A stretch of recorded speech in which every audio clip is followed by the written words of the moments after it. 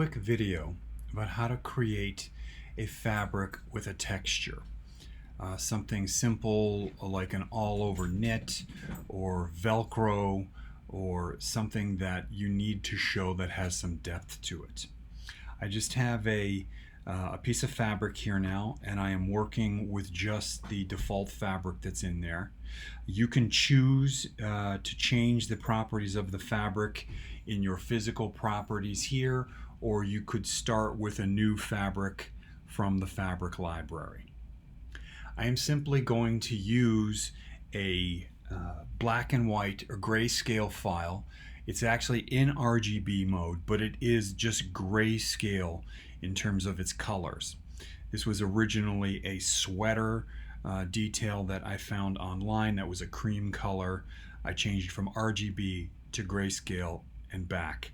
And then I increased the contrast using the levels in Photoshop. And we're going to use this for both parts of our texture to begin with.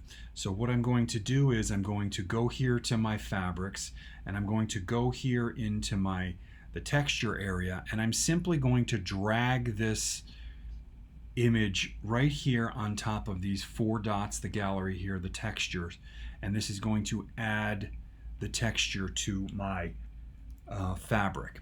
Now I don't really need the texture portion of this. What I really need is I need to put this texture in the displacement map section here. But you have to have the texture here if you want to be able to scale this texture up or down. So in this case, I do want to be able to do that. So what I'm going to do is I'm going to make sure I have a texture and a displacement map, and I'm going to scale it here. And I can do this in either the 2D or the 3D window, and I could change the scale of this pattern, both of the texture that goes on the top of both of these. Okay, so now I can render this, and when I do that, what we will see is that the texture is there.